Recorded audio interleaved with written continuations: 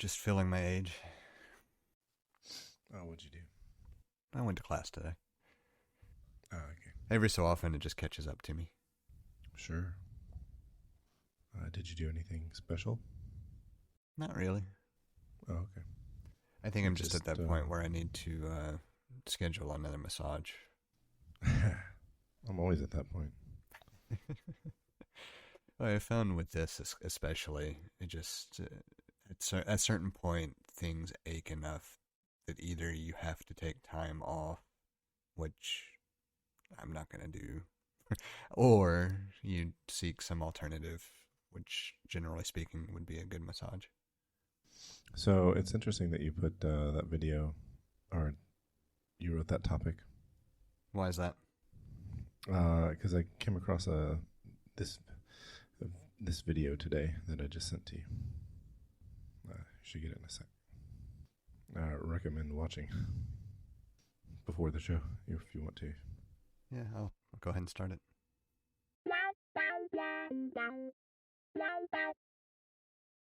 Any big fans of country music out there? Yeah. Oh, some people extending my name. Boo, that's also approval. I think country music gets a bad rep.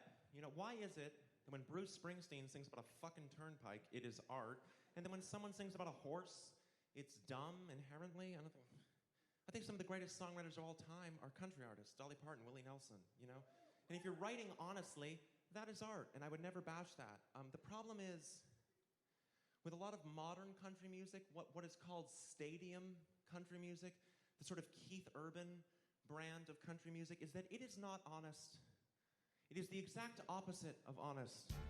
Where instead of people actually telling their stories, you got a bunch of millionaire metrosexuals who've never done a hard day's work in their life, but they figured out the words and the phrases they can use to pander to their audience, and they list the same words and phrases off sort of Mad Lib style in every song, raking in millions of dollars from actual working class people.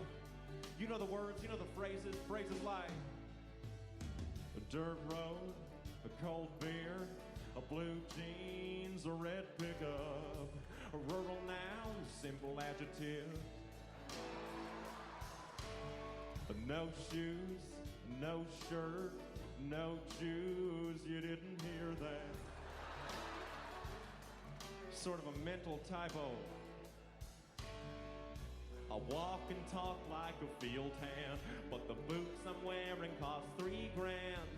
I write songs about riding tractors from the comfort of a private jet.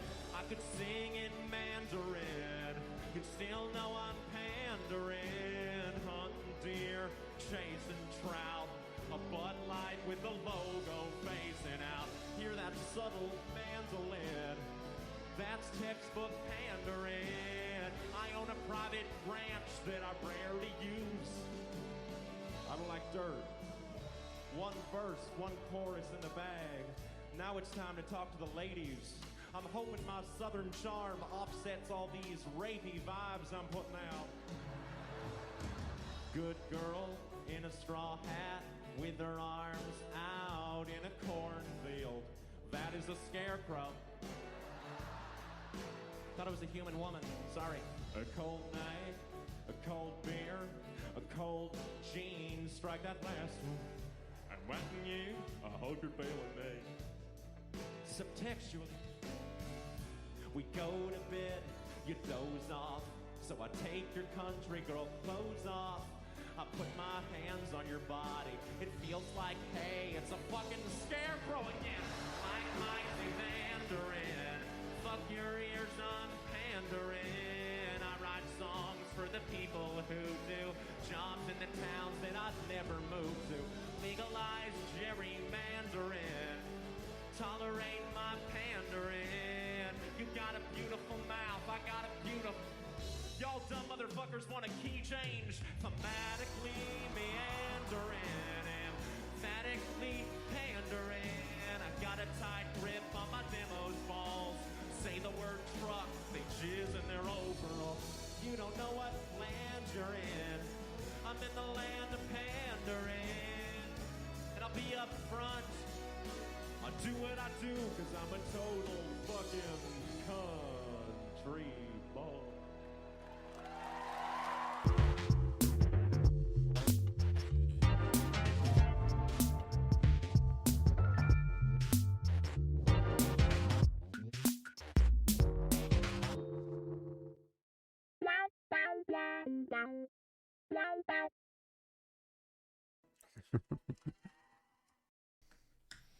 Anyway, I hadn't seen that one before. I hadn't either, and I was like this video was uploaded to YouTube 3 years ago. I just noticed that. Yeah, and I just thought I saw it for the first time today, and then I saw the first topic, and I was like, oh, okay, that's funny. Yeah, I don't remember if it was last week or the week before. I remember seeing an article talking about how there was backlash against an artist for, I think it was like stopping a show or something. I don't know.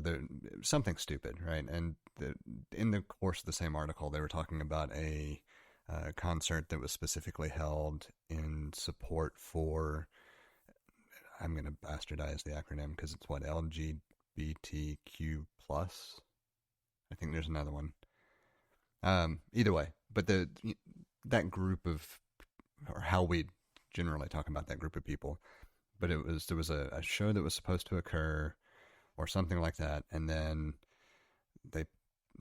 some artist pulled out, or they were going to have to cancel. I don't remember what the backstory was, but there was something where one of the bigger names stepped in and said, no, let's do it, and go from there.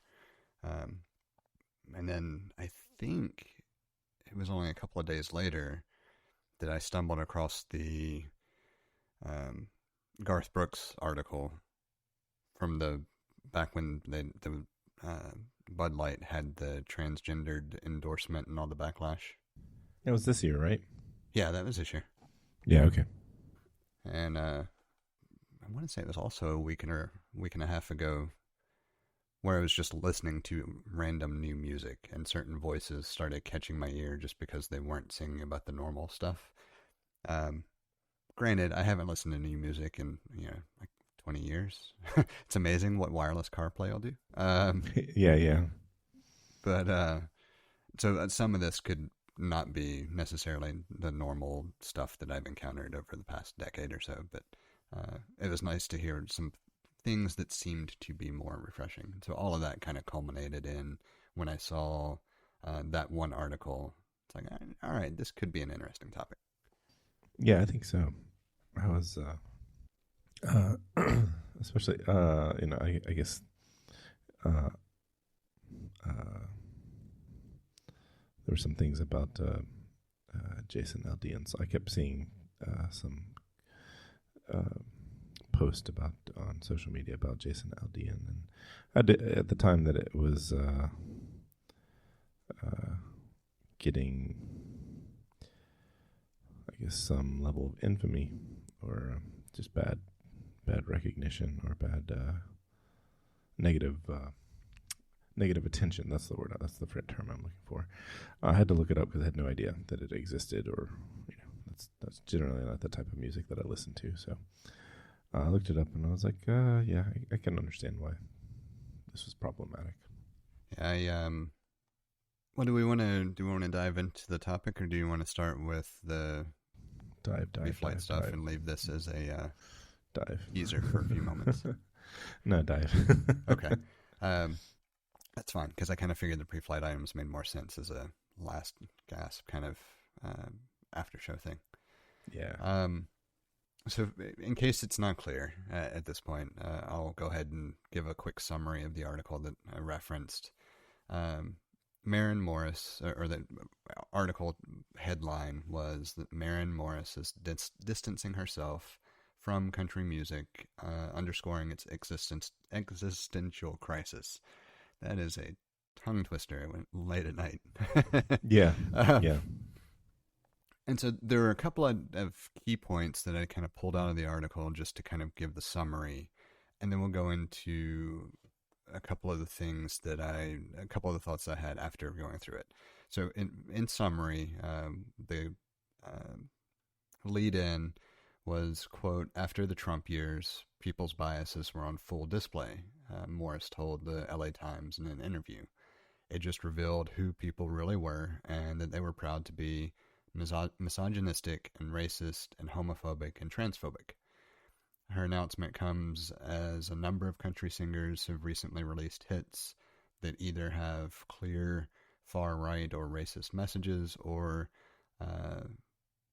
are rallied around by that kind of far right crowd. And it gives two prominent examples that both reached number one status relatively recently. One was Jason Aldean's Try That in a Small Town, which predominantly was criticized after the music video was released, but there was some criticism of the lyrics as well. And it featured racist dog whistling that slammed protests of police violence and obliquely alluded to lynchings of black people. After that one, there was a, I guess, viral sensation. Just some guy yelling at a mic is what it sounded like to me. But Oliver Anthony's Rich Men North of Richmond contains QAnon references, derision for the poor, seems to perpetuate stereotypes. And then prior to both of those reaching the number one status, Morgan Wallen had enjoyed 16 weeks in the top spot. And that was shortly after he was caught on video casually using the N-word. There was some quick backlash that was basically subsequently erased because he was drawing in money. And it goes on in the main points in the article.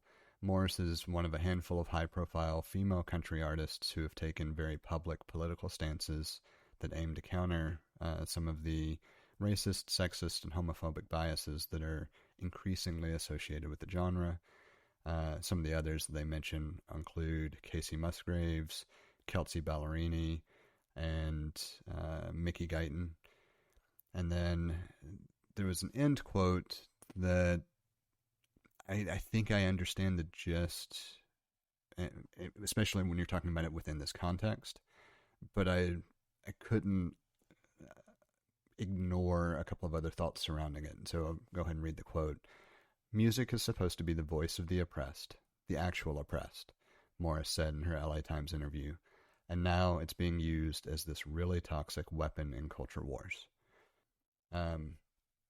So that's the overview. Obviously, this will be linked in the show notes because it's the primary driver for the discussion. And before we even dive into kind of my thoughts or any kind of takeaways, I want to also recognize that the first time I heard any of the criticism against Jason Aldean's song, some of the support I heard sounded rational at the time. And it's the same type thing that you encounter when you're talking about the like Black Lives Matter versus All Lives Matter kind of thing, where you can make a rational argument, but it misses the point. And so a lot of the support for his song was talking about or seeming to allude to Try That in a Small Town being more of a, that's just not going to fly in a small town because of the community. But then when you actually dive into it, that's not at all what it's referencing. So I just want to acknowledge that it can be difficult to look past the initial response and interpretation, which is also part of why I wanted to bring this for the topic of discussion, because I haven't even fully digested my thoughts on it, and I figured what better time to figure them out than in conversation. Yeah,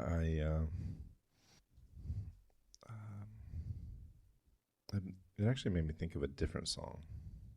Which way? You mean or I guess what song are you thinking of? Made me think of Francis Scott Key's "The Star Spangled Banner." Interesting. Want to? I mean, I'm pretty sure I know why. Thinking about it, but that seems like it could open up a nice transition into some of the other things here. Why don't you explain what makes that come to mind? I'm trying to remember exactly what the lines were.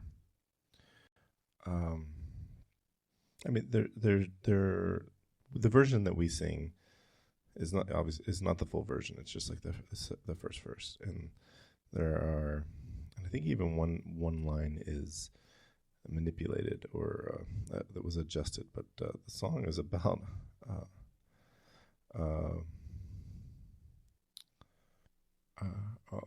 later on or later. additional verses of the song talk about mistreatment of slaves, to put it mildly. Like it was a pro-slavery song or an anti-black person song. I mean, I do know Key was a slave owner, and I seem to recall reading something about it specifically being a pro-slavery or there specifically being pro-slavery verbiage in the full song, but I don't know that. Just meaning I don't know the lyrics of anything beyond the version that we sing. Yeah, I know there's a line in the third verse about not being able to give refuge or save the hirelings and slaves. It's ironic because it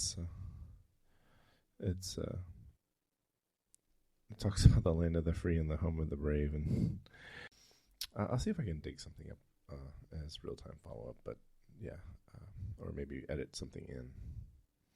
So, in the as far as going back to the article specifically, one of the things that it does talk about is that the two songs that were specifically referenced, the one by Aldine and the one by Oliver Anthony, gained prominence enough within the I guess the right-wing crowd would be the polite way to describe it, that they even became the first or subjects of topic, or topics of subjects of topic. That's great. Subjects of discussion with the first presidential debate, or Republican primary debate, not presidential debate, is the way it was referenced. And this is where I go to that quote in general and question it a little bit. And that quote being music's supposed to be the voice of the oppressed. I think within this context, that quote was probably pulled specifically in reference to some of the issues with music being championed against specific groups. That's my read on it. In fairness, I did not go back and look at the full interview text to kind of see if it was pulled out of context or not. But my initial gut reaction was, I can agree with the idea, but music is so much more than that, and should be so much more than that. But that's kind of where I was referencing.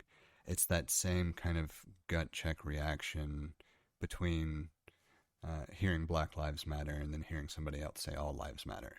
I think me latching onto that quote and feeling like it's missing something is very much a similar vein of I'm missing the point of the quote, if that makes sense. And that's why I really think in this particular, why this particular quote was pulled to close the story with, is because of her position on supporting diverse groups of people, and specifically those people who are oppressed in some fashion or discriminated against in some fashion pretty heavily within the genre of music that she was a massive representative of. And the fact that other songs by huge names who are able to influence perception attack those same groups. And that's where I think this quote really came from. And so I want to recognize that as well as being, I think I am just kind of missing the mark with my initial reaction to music should be so much more than just a voice for the oppressed.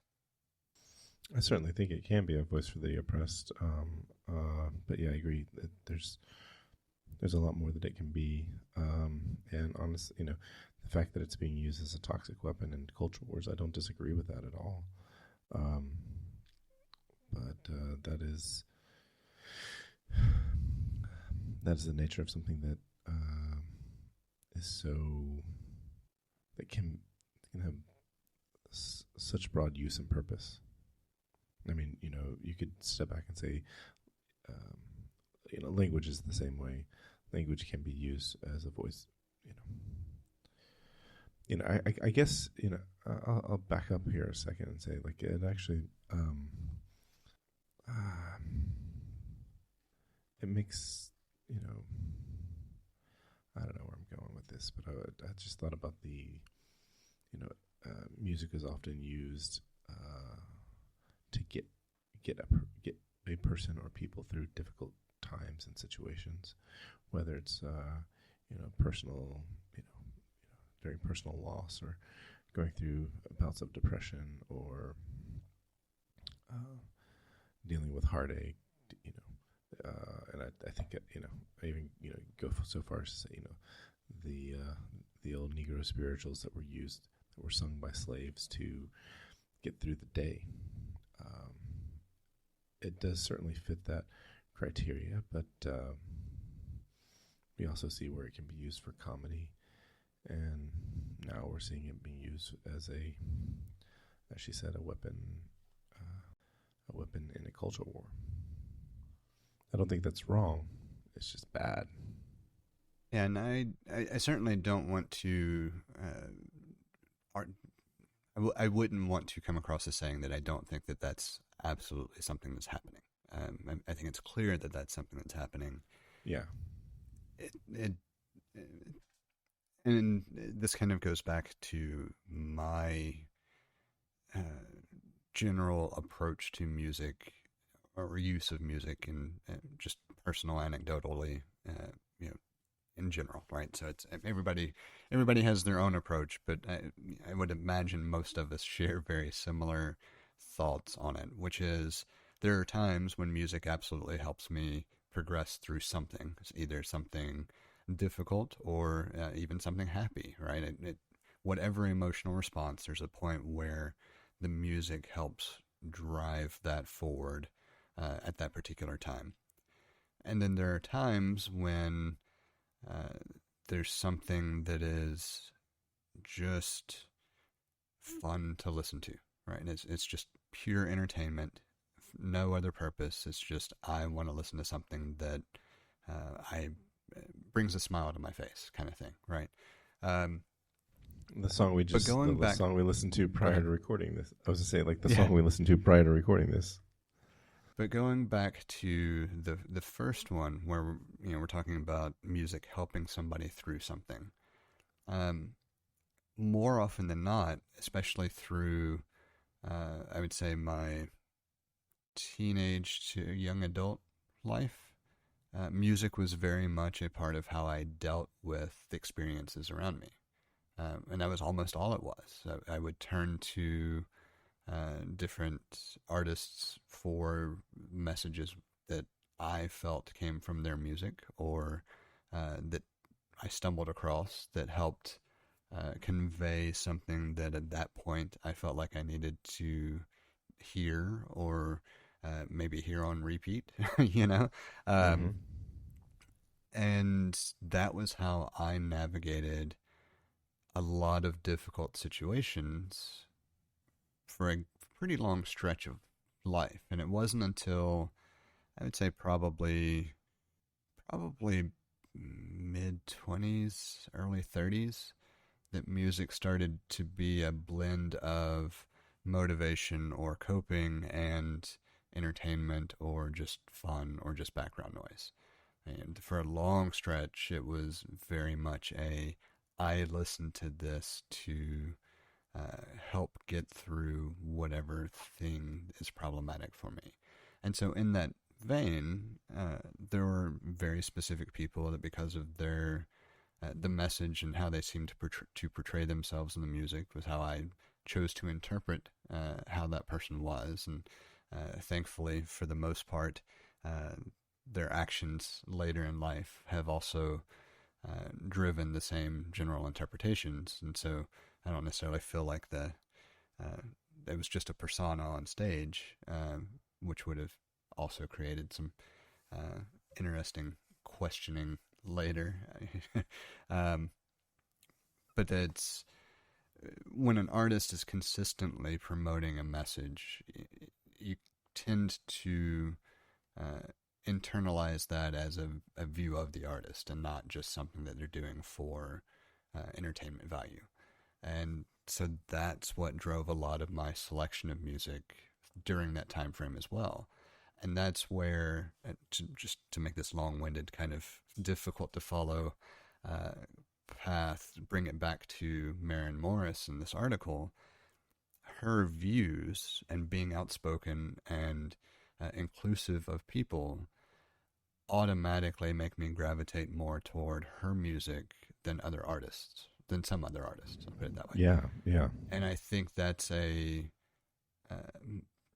I think that's in the same vein as how I navigated things prior to knowing artists' views.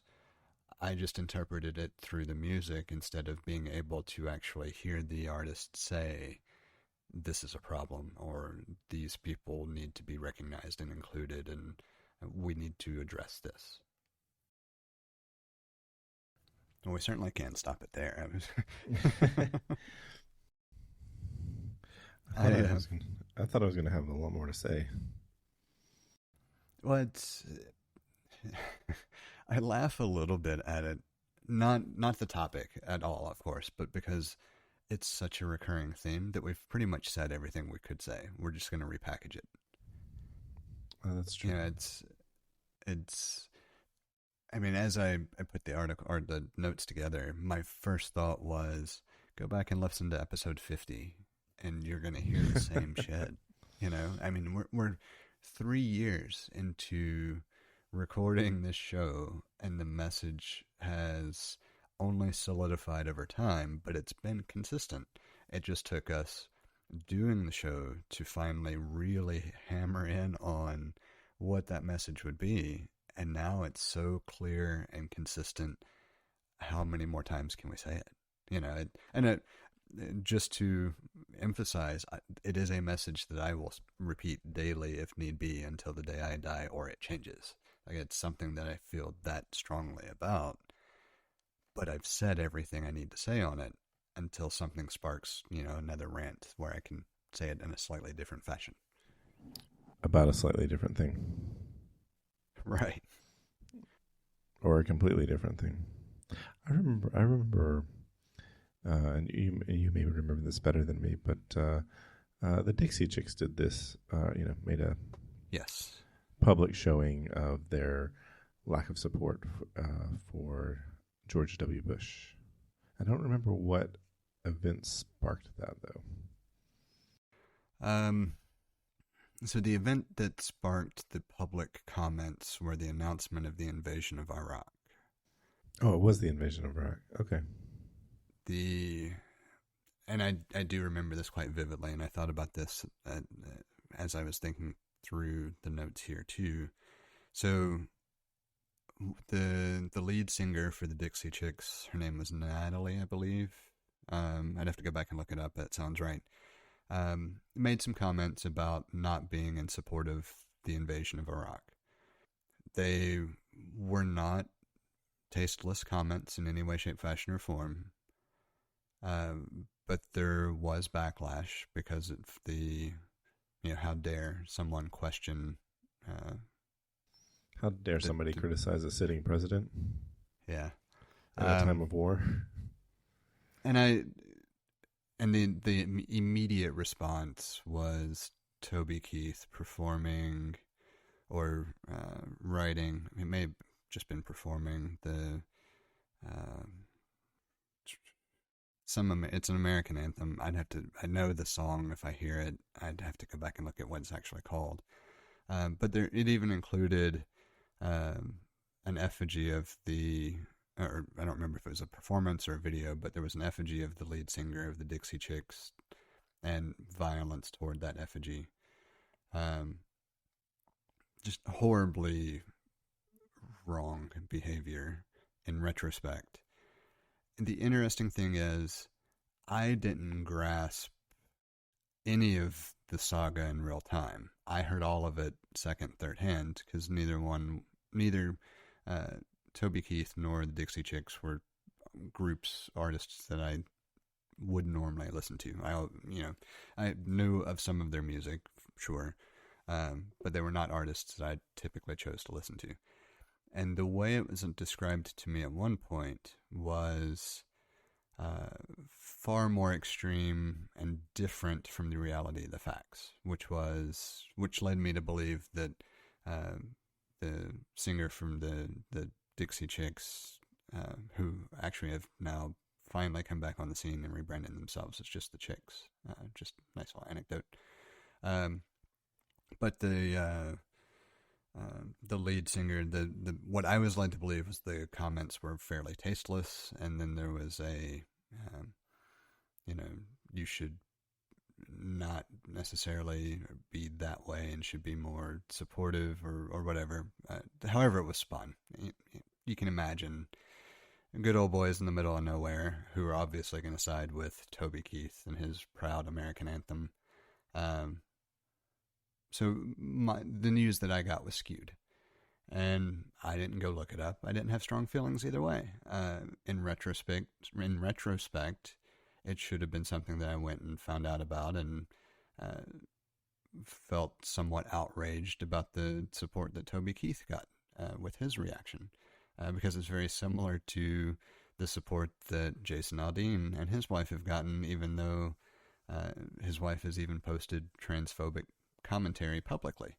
It's very clear that the interpretation, the criticism and interpretation of these things is accurate. It may not be exactly what was meant by the artist. They may have had something else in mind, but that doesn't make the commentary any less valid.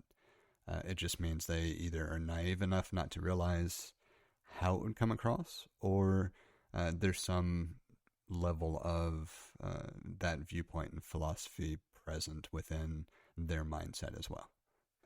I know I've done most of the talking, but I've got to add one other little thing in. I can't talk about this without saying that I have obviously an innate bias and affinity for Garth Brooks as an artist and entertainer.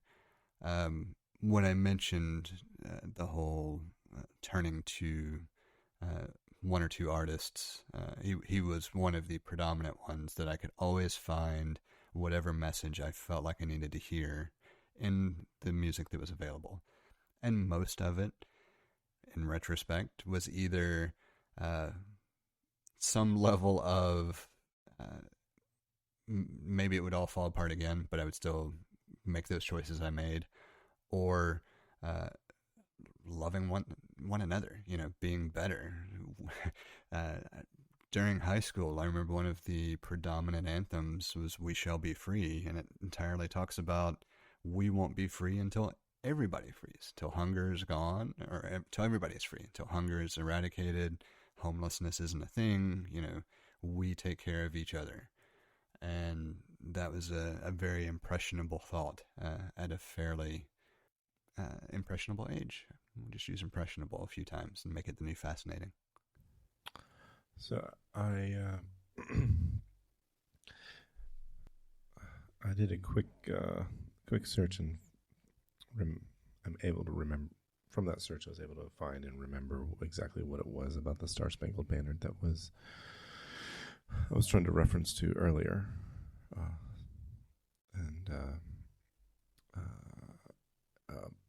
the historical context was it was written when the British, I guess the War of 18. There was another war that we had with the British, the War of 1812, and the second half of the third verse ends with no refuge could save the hireling and the slave from the terror of flight or the gloom of the grave, and the Star-Spangled Banner in triumph doth wave o'er the land of the free and the home of the brave. And what it's referencing here are the British they had ended slavery in Great Britain, and the British military was offering freedom to African Americans that would join their forces and fight against the I guess they were still calling them colonials, but these verses were written as a to scorn and threaten the African Americans who took the British up on their offer. And so it kind of, even though we don't sing those verses, it kind of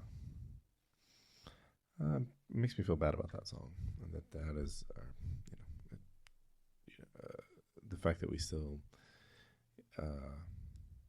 sing that song as our national anthem just shows you the state of where the American mindset is, or those who would make those decisions. So, and I think that if somebody tried to, quote unquote, cancel the national anthem, there's like a group of people, probably a decently large group of people that would just lose their shit over that. Yeah, and I have no doubt there is. I mean, you can just look at the outcry over renaming military bases or modifying a state flag to remove references to the old Confederate flag. I mean, kneeling at a sporting event. Oh my God! It is such an asinine thing to get upset about. It really is. And the context of that was, that was a suggestion from I believe he was a Marine, one of the U.S. Marine. Somehow reached out to Colin Kaepernick and suggested kneeling because it's protests, but it's reverent because he was just sitting. I think he was just sitting on the benchers. He just wasn't participating, and so he just decided to take a knee out of reverence, and I rather like that. And it's like, you know what, if there's a problem with like one group of people, then that should be a problem for all groups of people. So here's my big problem with the knee argument. I'm completely in favor of taking a knee as a sign of protest. It's peaceful, it's quiet, it's calm, it doesn't hurt anybody. I like that type of protest. The people that get so upset about it often want to cite, the flag represents the people in the military who have fought and died for your rights or bled for your freedom, that kind of thing, right? That's the line that you hear all the time. Here's the thing, though. They fought and died to protect the country, which grants you the right to protest things as long as that protest does not infringe on the rights of others. Yeah. Somebody kneeling for the national anthem does not infringe on any other person's rights. When you're conservative in this way, you must swim deep in the pools of irony. Yeah. It irritates me to no end. Honestly, I don't think it's even any one thing anymore. It's the sheer level of hypocrisy that comes out of the mouths of people who are on that far side of things, or even leaning that direction. Because you see it in every realm of conversation. You see it in discussions about protests and whether protests are good or bad, and typically they're good if it's something that they can protest to, and they're bad if it's something they can't or don't want to. Same thing with choosing what rights or laws and regulations should be restrictive. Abortion rights certainly fitting that bill. The evangelical crowd is right in the middle of this, for sure. And it's all, if you actually stop and take what their argument is and just write it down and look at it, and then you write down the label that they want to make sure you know they are, because you know they've told you one or two times, those two things will not match up in any way, shape, fashion, or form. And that's the piece that kills me. Yeah. When people talk about making America great again, and you ask when was America great, it's like, well, it's when white slave-owning aristocratic men didn't want to pay their taxes. I think that's what that means. It means we want to go back to white dudes, like not just white dudes, but a few white guys owning slaves and so forth. Oh wait, we're kind of there in a different way. The details have changed, but the narrative is the same. Well, I agree in general. I don't think the average person thinks about it that way. Oh, I know they don't. And the main reason I want to even just mention it is because from a behavioral psychology perspective, we tend to just remember those things that made us feel like things were better at a certain point in time. And over time, we kind of weed out the negative memories and influences, or at least subdue them more than maybe they were. And so what people are really thinking of is, I didn't have to lock my doors, we talked to our neighbors, that kind of thing. Yeah. They're not equating it to, yeah, but the only reason you lock your doors now or don't talk to your neighbors now is because they're different from you and you don't want to. Ooh, that's a truth bomb right there. Yeah. Well, I was just gonna say, like, what is different from 1776 in 2023? We still got, it's still the most privileged position you can be born in is white male in this country. There's still, the wealth in this country is held by the top 2%, and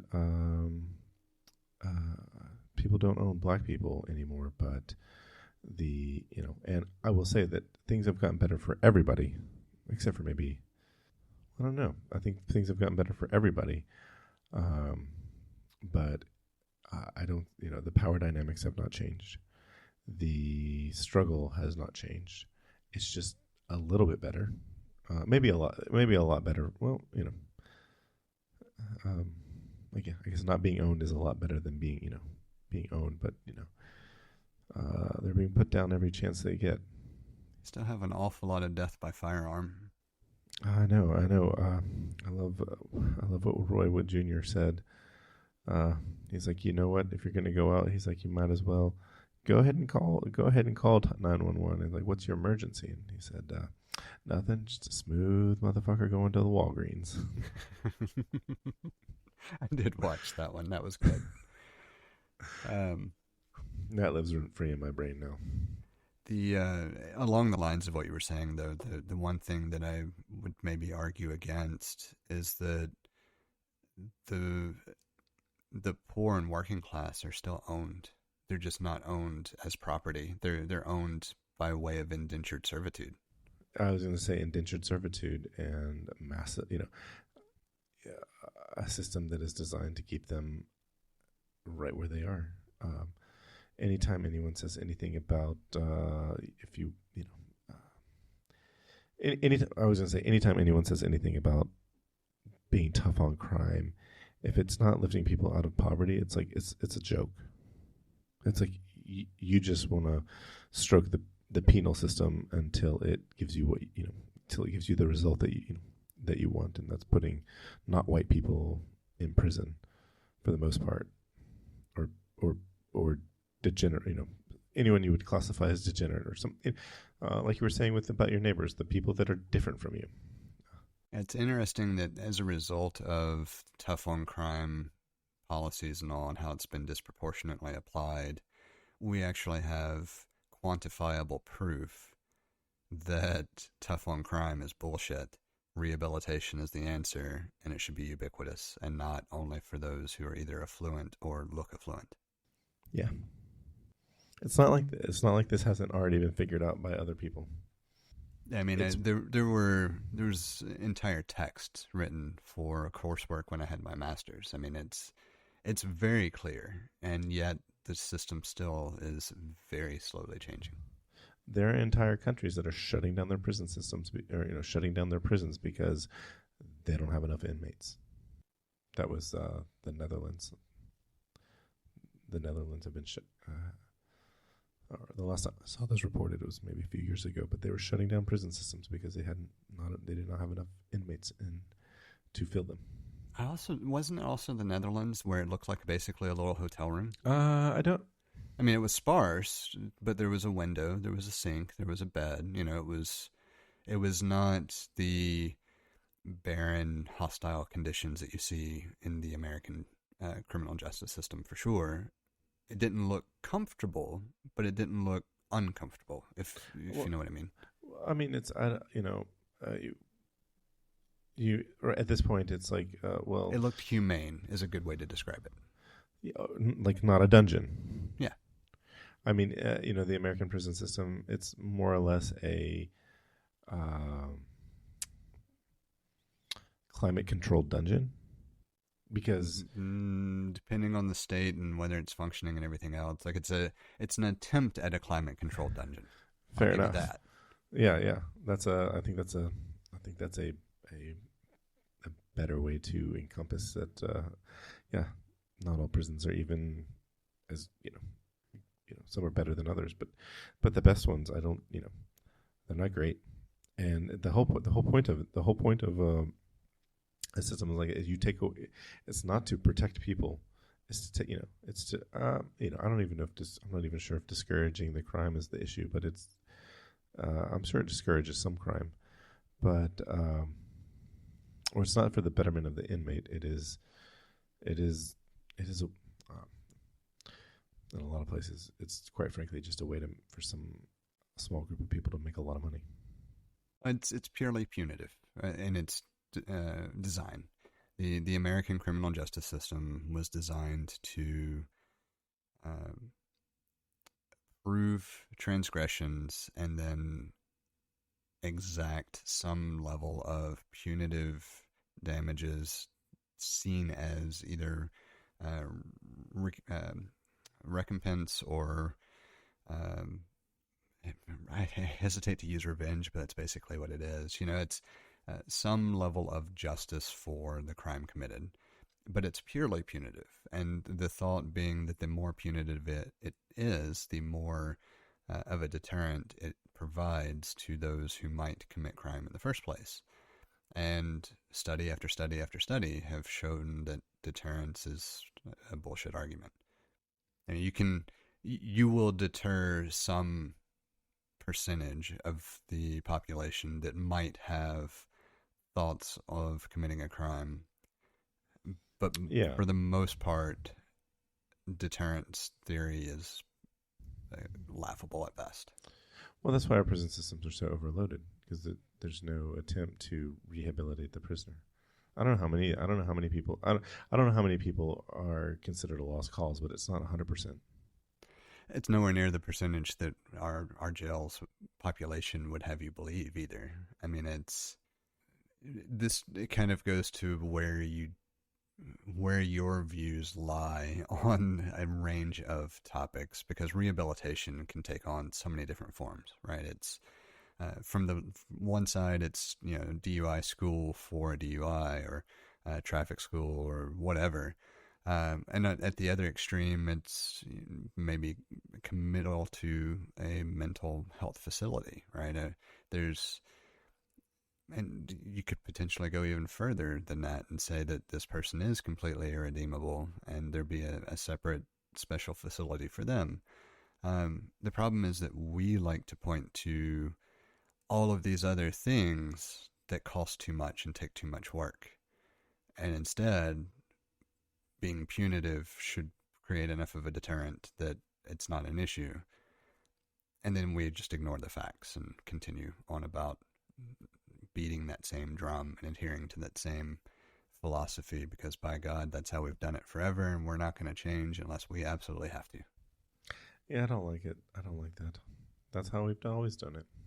The fact that the country was created specifically for a group of people to be able to change over time things relating to how the government functions and is run, and like the framework is there. It was built in there from the beginning.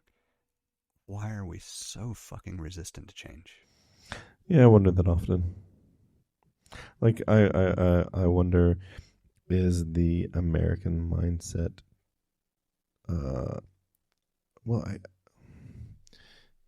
is it a plight of the initial group of people that were brought over here because we were the colonies were filled with the old world's rejects, people that couldn't make it over there, people that didn't want to be over there, people that refused to live in that lifestyle, people that were sent here as prisoners.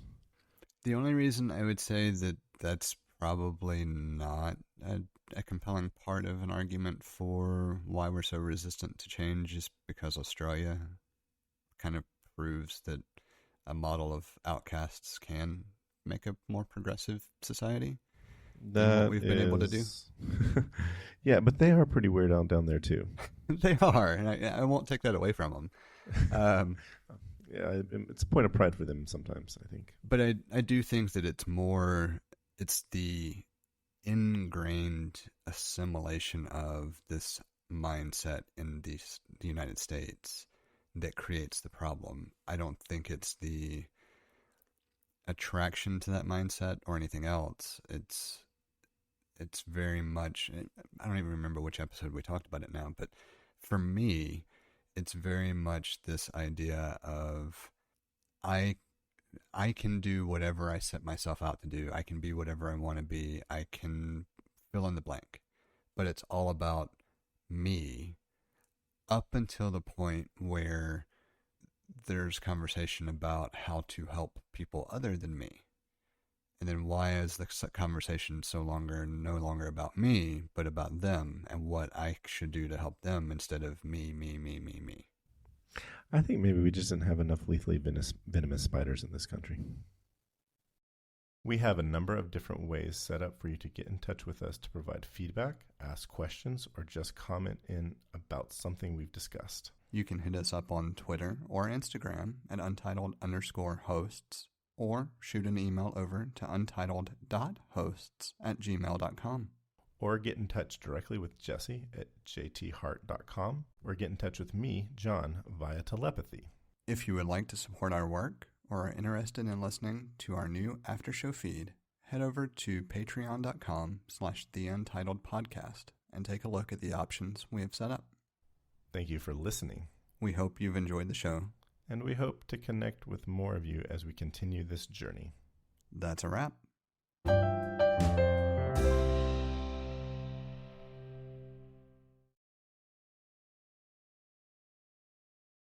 There's an element of ingrained nationalism that feels like it's probably a partial answer that I don't really hear expressed in other countries. But that's just kind of I feel like there's an individual aspect and then this nationalism indoctrination, if you will, that kind of creates the perfect storm of what drives this mindset. But I don't know, like I have nothing to support that. That's just me kind of having this theory in my head. It's a wet finger in the air.